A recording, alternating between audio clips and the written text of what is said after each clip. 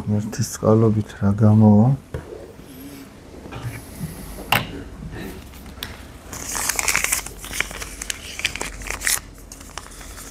ეხლა წარმოიდგინეთ რომ ეს ახსარები დავდგე და ხმამაღლა წავიკითხო არა და ვინც არ შეინანებს მართლა ეგრე მოუწევს იქ თავის დროზე ეხლა ჩვენ შეიძლება გვეღიმება ვიცინით ამაზე მაგრამ ეს წმინდა მამათა სწავლება წმინდა იოანე ოქროპირი ამბობს ეგრე რომ ეხლა ჩვენ ერთი ადამიანის წინაშე გცხვენიაო რომ აღიაროთო ჩვენი წოდებიო და დადგება დრო რომ ყველას წინაშე ცხადი გახდება ოღონდ ის წოდვა რომელსაც ადამიანი არ შეინანებს განა ყველა წოდოკია რასაც შეინანებს ის არა რასაც ვერ შეინანებს ან არ შეინანებს ამიტომაც აი ახლა კაცმა რო თქვას რისთვის უნდა გადადოს აი მერე ვიტყვი და უშოთ ახსარებას მერე ეხლავე უნდა თქვა ეხლავე უნდა თქვა თუ გინდა რომ მოასწრო თქმა და მერე გადადება არა კეთილგონივრულია აი შოთა რუსთაველი როგორ ამბობს ცდების და ცდების სიკვდილსა ვინ არ მოელის წამისად ვინც ყოველ წამიერად სიკვდილს არ მოელის ის ადამიანი ცდება ხო და ეხლა ამ კუთხით რო შევხედოთ ჩვენ თუ ვფიქრობთ რომ და მრავალჟამიერ სიცოცხლეს აღუთქვამთ ჩვენს თავს აი რამდენად სტარი აზრი გვაქვს ესე იგი და რამდენად საჩქაროა ის რომ ადამიანმა არამც თუ არ უნდა გადადოს არამედ პირველივე შემთხვევაში უნდა შეინანოს მით უმეტეს ის წოდვა რომელიც არის მძიმე და მომაკვდინებელი ახლა ზოგჯერ ჩვენ ვფიქრობთ რომ მომაკვდინებელი წოდვა არის ის რომელიც რაღაცა ისეთი უფრო მეტად მძიმე წოდებია იქნება ეს დაუშვათ კაცის კulis თუ მრუშობის თუ მამათმავლობის თუ აი ამგვარი წოდები ხო მაგრამ ეს რა თქმა უნდა ეს თავისთავად ცხადია ესე ამ წოდით თუ ადამიანი გარდაიცვალა ეს საშინელება შეუნანებლად თუ გარდაიცვალა მაგრამ მომაკვდინებელი წოდვა არის ისიც რომელსაც ადამიანი წოდავს და არ ნანობს ყველაფერი რასაც ერთხელ წოდავს ორჯერ სამჯერ შვიდჯერ და იმ წოდვაშია მოქმედია იმ წოდვაშია ყოველთვის და იმის გამო სინანული არ აქვს ძალიან მძიმეა კიდე წინასწარ მოფიქრებული წოდვა ეხლა უცაბედად ადამიანი ნებისმიერ წოდვაში შეიძლება ჩავარდეს ამისგან დაზღვეული არავინ არ არის მაგრამ სხვა არის რომ აი მაგალითად ხო არის შემთხვევა რომ აი აფექტის მდგომარეობაში კაცი შემოაკვდება ხო აი რაღაცა უცბად რაღაცა მოხდა და მაგრამ სად ეს და სად წინასწარო მოიფიქრებს რომ დაგეგმავს ადამიანი რომ უნდა მოკლას აი ხო რა ხელა განსხვავება არის ამ ორს შორის ესე იგი ღვთის წინაშე კი არა მხოლოდ სულაც ესე იგი საერო წესებითაც და კანონითაც ესე აფექტის მდგომარეობაში ჩადენილი სხვა არის წინასწარ მოფიქრული და განზრახ გაკეთებული სხვა არის ეგრე არ არის და ცოდვაც ესეა სხვა არის რომ უცბად რაღაცა დაგემართება სხვა არის რომ რაღაცა ამას გეგმავ რომ გააკეთო იმიტომ ვამბობ რომ თუ ადამიანი რაიმე ცოდვის ჩადენას გეგმავს უნდა დაფიქრდეს იმაზე რომ იმ ცოდვის მონანიებას მოასწრებს თუ არა აი მაგაზეა ლაპარაკი იმის მონანიებას ჯერ რომელიც არ ჩაუდენია და აპირებს რომ ჩაიდინოს იმის მონანიება რომ ვერ მოასწროს მერე ამიტომაც ამბობს ძელი აღთქმის სიბრძნე რომ ყოველ შენ საქმეში შენი აღსასრული გაიხსენე და არასოდეს ჩაიდენ ცოდვას ნებისმიერი საქმის წინ უნდა გაიხსენოს კაცმა მე ამის გამო ღვთის წინაშე პასუხისგება მომიწევს ეხლა რის ჩადენასაც ვაპირებ და რას ვეთქვი მე აი ეს უნდა გაიხსენოს ადამიანი ყოველთვის უნდა გძნობდეს, რომ როგორ ამბობს სოლომონ ბრძენი, რომ უფლის თვალწინაა კაცის გზები და მის ყოველ ნაბიჯს აკვირდება. უნდა გძნობდეთ ჩვენ, რომ ჩვენი თითოეული ნაბიჯი არის უფლის თვალწინ. და ჩვენს ნაბიჯებს უფალი ხედავს, ყველა ნაბიჯს ხედავს უფალი, ყველა ფიქრსა და ზრახვას ხედავს, ყველა სურვილს, ყველა სიტყვა ესმის. დავითმა ფსალმუნე როგორ ამბობს, რომელმაცო თვალი შექმნაო, ნუ თუ ვერ ხედავსო. მან შექმნა ჩვენი თვალი, ხედვაც სწორედ მისგან არის და რომელმაც თვალი შექმნა, ნუ თუ ვერ ხედავსო. რომელმაც ყური შექმნა, ნუ თუ არ ესმისო. და მას ესმის და ხედავს და ყველაფერი იცის ჩვენს შესახებ. იმაზე მეტიც კი, ვიდრე ჩვენ ვიცით. და ის ნელ-ნელა გვიმჟღავნებს ჩვენ, როდესაც ჩვენ ვცდილობთ, რომ ჩვენი სული გამოვიკვლიოთ. ისიც თავისი მოწყალებით ნელ-ნელა გვიმჟღავნებს ამას. ერთიანად არ გვეუბნება, არ გვახვედრებს რა ტალახშიც ვართ, იმიტომ რომ შეიძლება ამან ადამიანი დააზიანოს, დააბრკოლოს, იმედი წაართვას ცხონების ერთიანად, რომ აღმოაჩინოს რა საშინელ დღეში. მაგრამ ნელ-ნელა ადამიანს ღმერთი უცხადებს, უმჟღავნებს თავის სულიერ მდგომარეობას, რაც უფრო მეტად ადამიანი ცდილობს, თავიდან აღმოაჩენს, რომ ძალიან დიდი და უხეში ცოდვები რაც აქვს, იმას აღმოაჩენს. ადამიანი ეკლესიურ ცხოვრებას რო იწყებს, აი ჩვენს თავსაც რო დავაკვირდეთ, ჯერ იმას აღმოაჩენთ, რაც ზედაპირზეა. მერე კიდე სიღრმეში ჩაადიხარ, რაღაცა კიდე უფრო ფაქიზდება მერე ადამიანის სული და იმ წვრილმა ცოდვასაც კი უკვე ამჩნევ, რომელსაც მანამდე ვერ ამჩნევდი. აი მაგალითისთვის რო ვთქვათ ახლა, ესე იგი, დაუშვათ აი ხანძარი რო გაჩნდება ხოლმე, ხო, დაუშვათ სახლში ხანძარი გაჩნდა და ახლა ჩვენ რო იქ შევდივართ, ჯერ ასაკეთებს ადამიანი, ხო, ჯერ ალბათ ის სახურავია ჩამოვარდნილი და ის უნდა გამოიტანონ, მერე დიდი რაღაცეები რაც არის გამოასუფთავონ. მერე უკვე რომ მოწესრიგდება რაღაცეები აღმოაჩენს, რომ დაუშვათ იქ სადღაც პატარა ნივთებიც არის არასწორად დაყრილი. მაგრამ ჯერ იმ პატარა ნივთებისთვის არავის არ ეცალა, სანამ იქამდე არ მივიდა. აღარაფერს ვამბობ, რომ სადღაც პიანინო თუა გადარჩენილი ზედ რომ მტვერიადეს, თავიდან შესული იმას სულაც არ აკვირდები, ხო მართალი, მაგრამ სადღაც მერე იქამდეც მიდიხარ, იმ წვრილმანებამდეც კი მიდიხარ, მაგრამ თავიდან ახლა გადამწვარ სახლში რო შედიხარ, ვის ახსოვს პიანინოზე რომ მტვერიადეს? არავის. და ჩვენ სულშიც ეგრეა, მთავარი ადამიანმა ეს მაინდომას, ესე იგი და ყველაფერი რაც არ მოსწონს თავის თავში, რაც საღთომცნებას არ მიესადაგება, ყველაფერი სინანულს საჭიროებს. და ამ სინანულის გადადება არაფრით არ შეიძლება. ესეთი ის არის, რომ ესე იგი ეშმაკების თათბირი. სხვათა შორის ეს ბნელ ძალთა კრება აღწერილი აქვს წმინდა თეოფანე დაყუდებულს.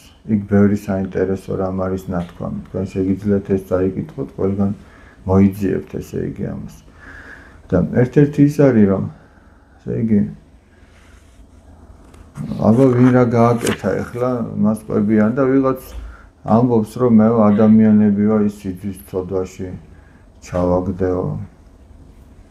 ვიღაცამ ეს თქვა, ვიღაცამ კაცი მოვაკვლევინა, რაღაცა მძიმე ცოდვები და ვიღაც ეუბნება, რომ დაუშვათ იქ როცაში უშლის ხელს თუ მარხვაში თუ სიკეთის კეთებაში. ერთმა ეშმაკმა თქვა, რომ მეო ქრისტიანებს ვეუბნებიო, რომ ილოცონო, იმარხულონო, სიკეთეც აკეთონო, ღვთისმცნება შეასრულონო, ოღონდ ესო მერე აკეთონო. მერეო. ახლა ჩვენ ვამბობთ, რომ კი, როგორ არა, მარხვასაც აპირებს კაცი, ლოცვასაც აპირებს, ბავშვი უნდა მონათლოს, უნდა აბა რა უნდა ქნას, ახლა აპირებს, განა არ აპირებს, ჯვარიც უნდა დაიწეროს, ყველაფერი, ოღონდ მერე აპირებს. თავის დროზე კი არა, მერე.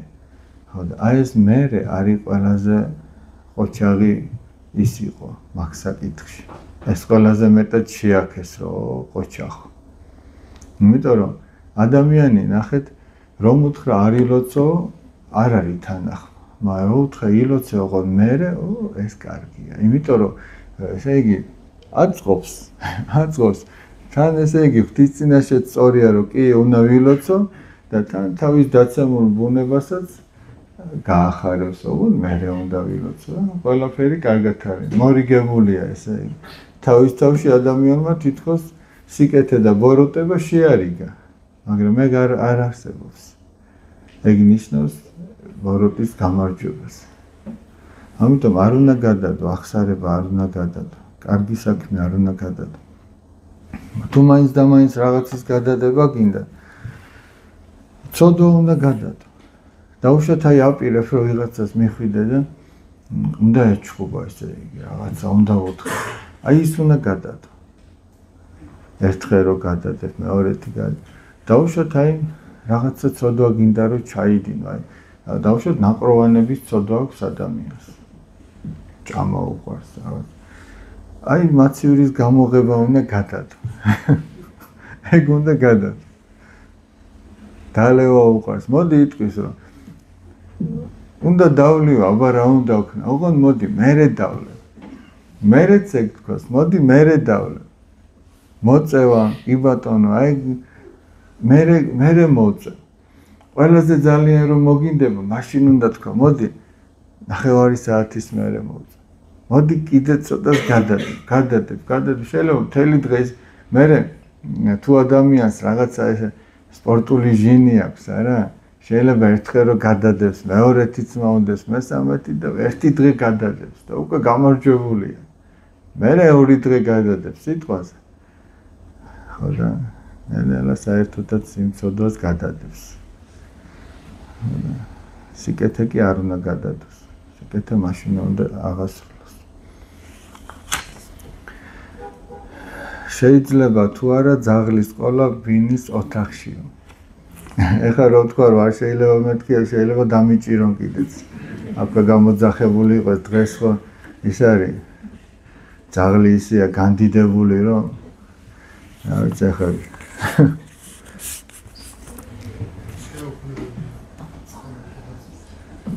ეხლა ცოტა ხანში ალბათ შეკითხვა ასე დაისმება ძაღლს პატრონი თავის ოთახში შეიძლება რომ ყავდეს თუ ცალკე ოთახი უნდა ჰქონდეს ალბათ ნელ-ნელა ადამიანის აზროვნება მანდამდე მიდის არ ვიცი მე ჩემი აზრია რომ მე არ მყავს ძაღლი იმიტომ რომ რა ვიცი არ მიმაჩნია ეს ნორმალურად შეიძლება ამის გამო ხა მიჩვენა რომ არანორმალურობაა ეგაო და რატო თქვა ყველამ თავის საქმისა იცის ძაღლს თავისი ადგილი აქვს ადამიანს თავისი ადგილი აქვს ვეფხს თავისი ადგილი აქვს ეგრე არის დინოზავრებს რო ადგილი არ აქვს აღარ არიან ძალიან დიდები იყვნენ და აღარ ესე იგი ძაღლმა რომ ვინმეს რამე დაუშაოს მაგაზე ხმას არავინ არ იღებს მაგრამ აი იმ ბავშვს რომელსაც ძაღლი კბენს და იმ ძაღლს რამე დაუშავდეს იმაზე უკვე ვერ არის საქმე კარგად ეგ არასწორი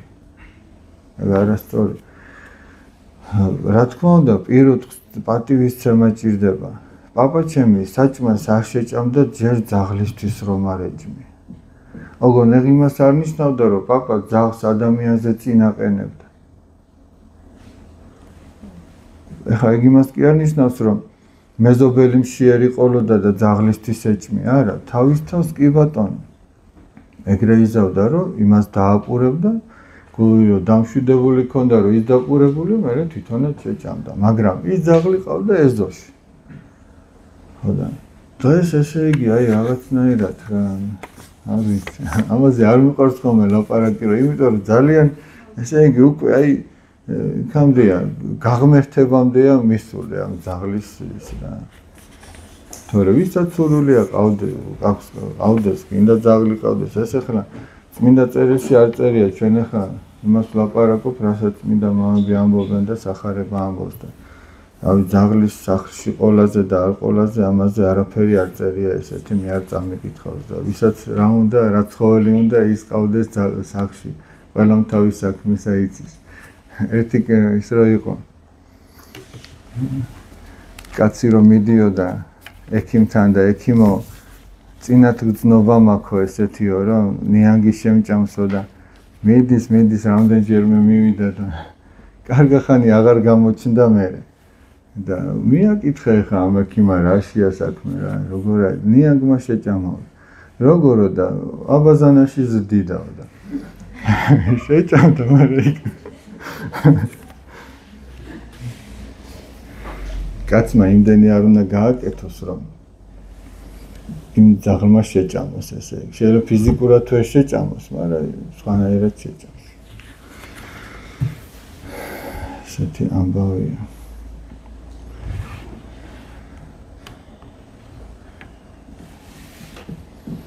მაგრამ ერთი ის არის რომ ის ძაღლი ყველაფერს უჯერებს ესე იგი ზოგ შვილი არ უჯერებს და გაბრაზებულია ძაღლი უჯერებს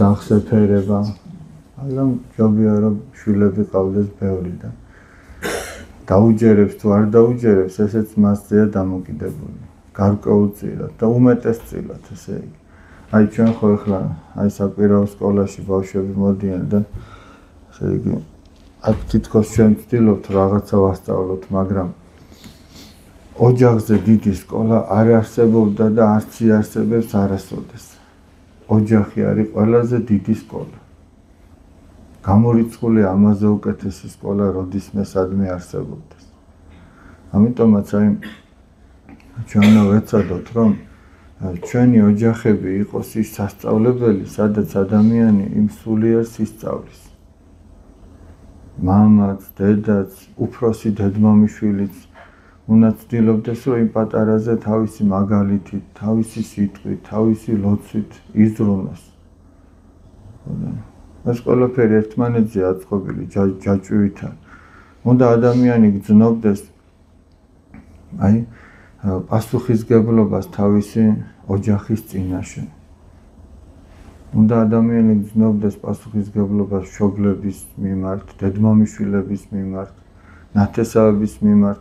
ოღონ ესეც უნდა მშობელმა ასწავლოს თავის შვილებს, თვითონ როგორ გრძნობს პასუხისგებლობას თავისი მშობლების მიმართ. ცოცხალთათვის თუ გარდაცვალებულ მშობლების მიმართ, აი რა პასუხისგებლობას გრძნობს. ამას ძალიან დიდი მნიშვნელობა აქვს, ესე იგი. შვილი რას ხედავს, ესე იგი, ჩემი მშობლები ჩვენი ქვეყნის მიმართ, რაიმე პასუხისგებლობას გრძნობენ თუ ვერ გრძნობენ. ადამიანი ღვთის წინაშე გრძნობს თუ არა პასუხისგებლობას. აი ამას მშობელი უნდა თავისი მაგალითით ასწავლიდეს, არა მარტო მაგალითით, არამედ თავის სიტყვითაც უნდა ასწავლიდეს თავის შვილს. აი ამ პასუხისგებლობას უნდა ასწავლიდეს. მაგრამ სამწუხაროდ ახლა იმ ძაღლებისა არ იყოს. ჩვენ უფრო, ესე იგი, გველაპარაკებიან უფრო მეტად უფლებებს. სამწუხაროა ეს, აი უფლებებზე გველაპარაკებიან და მე სულ ვეუბნები, ესე იგი, ბავშვებს რა. უფლება არ არის აქ მთავარი. ადამიანი ადამიანად რომ ჩამოყალიბდეს, მას უნდა ჰქონდეს პასუხისგებლობითი დამოკიდებულება ყველაფრის მიმართ და ყველას მიმართ, რასთანაც მას შეხება აქვს და ვისთანაც შეხება აქვს. და ის უფლებები, რაც მას მიენიჭა, ის არის მხოლოდ და მხოლოდ შესაძლებლობა, ინსტრუმენტი, ესე რომ ვთქვათ, იმისათვის, რომ მან თავისი პასუხისგებლობა, თავისი მოვალეობა სწორად შეასრულოს და ამის შესაძლებლობა ჰქონდეს. მაგრამ ჩვენ სამწუხაროდ ასე ვართ, რომ აი გონია რომ ახან რაღაცის უფლება გვაქვს და ეხლა ჩვენ რო დავაკვირდეთ აი ჩვენს ქვეყანაში, ვისაც მართლა რაღაცის უფლება აქვს რომ აკეთოს, იმ უფლებას იმისთვის იყენებს, რომ თავისი მოვალეობა პირნათლად შეასრულოს, არა ხშირ შემთხვევაში ეს არ ხდება. პირიქით, რახან კაცს უფლება აქვს რაღაცისა, ცდილობს ყველანაირად, რომ საქმეს, საერთო საქმეს კი არ არგოს, არამედ და ეს უფლება მას მიენიჭა იმისთვის, რომ საერთო საქმეს არ გოს. მარტო თავის პირადს კი არა, საერთო საქმეს უნდა მოახმაროს ეს თავისი უფლება. მაგრამ ახლა ადამიანი ღვთისგან რო არის განშორებული, შეიძლება ძალიან ფართოდაც იწერს პირჯვარს და დიდ კელაპარდასაც ანთებს, მაგაზე არ არის დამოკიდებული. ღმერთის მოსაუბრება მაგაზე არ არის დამოკიდებული, ამ ხელას ანთელს აანთებ და როგორ იმას იზამ. არამედ აი, როდესაც ღვთის წინაშე ის პასუხისმგებლობას გრძნობს, მოციქული პავლე ნახეთ რას ამბობს. ყველა საქმეო გულით აკეთეო. და ყველა საქმე ისე აკეთეო, როგორც ღმერთისაო და არა როგორც ადამიანისაო. და ეხლა ადამიანმა თუ იცის, რომ ეს რაღაცა საქმე აი ჩემი უფროსი სანამ მიყურებს, მოდი იმის დასანახად კარგად გავაკეთე, მაგრამ უფალი გეუბნება, რომ ეგ მაგისი კი არ არის. ეგ საქმე არის უფლისა. უფლისა არის ქვეყანა და სავსება მისი, სოფელი და ყოველი დამკვიდრებული მაშინა. ყველაფერი უფლისაა. და უფალმა დააყენა იქ ზოგი დირექტორად, ზოგი იმის მოადგილედ, ზოგი იმის თანაშემწედ. ხო და ყველაფერი საბოლოო ჯამში არის უფლისა. და ადამიანი თუ ეცდება და ქრისტიანის სოფხედელობა ესეთია, რომ ყველაფერი რადგან უფლისაა და მეც უფალმა დამადგინა ამ საქმეზე, ისე უნდა ვაკეთო, როგორც უფლის საქმე. და უნდა ვგრძნობდა ყოველთვის, რომ ღმერთი იმ ყველაფერს ხედავს და ის აუცილებლად ხედავს. და ის გამრუდებულად ნაკეთები საქმეები აუცილებლად გამოცხადდება ღვთის წინაშე. და არა მარტო ღვთის, არამედ ადამიანების წინაშეც. ვინც ის რამდენი დირექტორი შერწყება თავისი თანამშრომლების წინაშე, რამდენი მენეჯერი თუ რაც ქვია, ხელმძღვანელი, რამდენი შერწყება, არასწორად ნაკეთები რაღაც ის. რამდენი თანამშრომელი შერწყება დირექტორის წინაშე. სამწუხაროდ ეს რეალობაა, ეს არ აცდება ადამიანს, თუ ის არ შეინანებს და არ გამოასწორებს. რამდენი ადამიანი შერწყება მეზობლის წინაშე, თუ ოჯახის წევრების წინაშე, თუ თავისი მშობლების, თუ შვილების, რაც ჩუმად და მრუდეთ აკეთა, ეს არ დაიმალება, არ არსებობს. ეს უფლის სიტყვებია. არაა დაფარული, რომელი არა განცხადდეს. და არა არის საიდუმლო, რომელიც არ განცხადდეს, არ არსებობს. ადამიანი მალავს, შქმალავს, მაგრამ სად დამალავს, ვერსად ვერ დამალავს. იმიტომაც თავში ამით დავიწყე, რომ რასაც ხვდები, რომ ვერ აკეთე კარგად, ის უნდა შეინანო აუცილებლად. თუ გინდა, რომ ეს ღმერთმა მოგიტევოს და დაიფაროს. სხვების თვალთაგან, იმიტომ რომ ეს ღმერთის გულმოწყალება, რადგან შენ ნანობ, ამის გამო.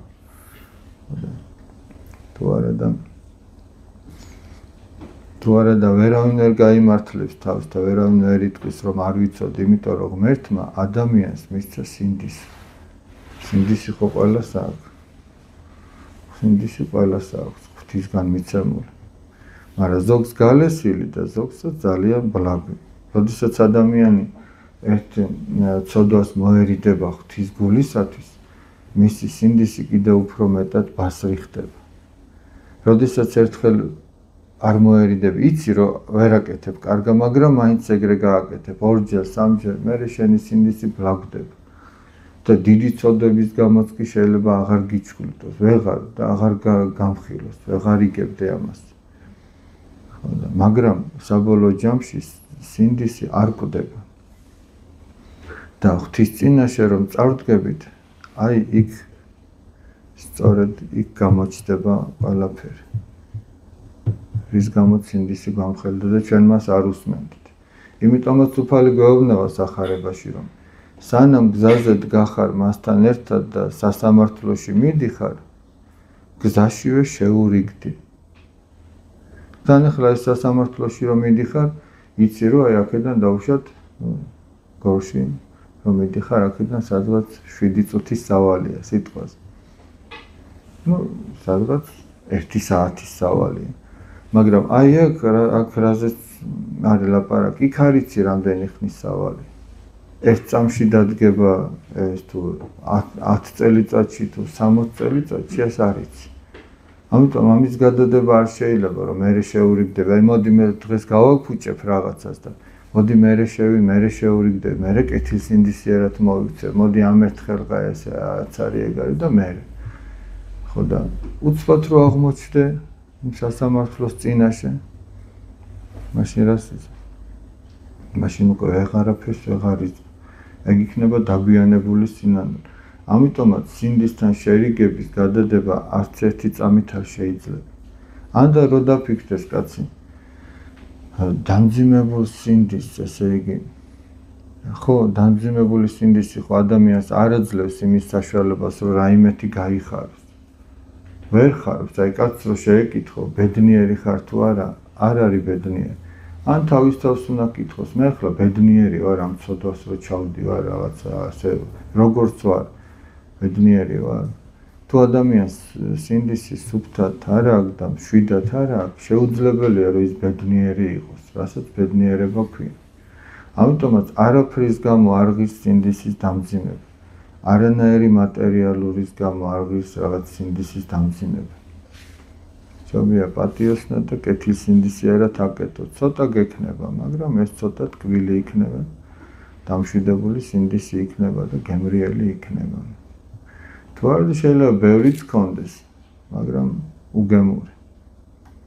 მაგრამ ჯობია, ცოტა ჯობია და გემრიელი. კარგი, მოდი ახლა ძალიან რო აღარ გადაგღალოთ.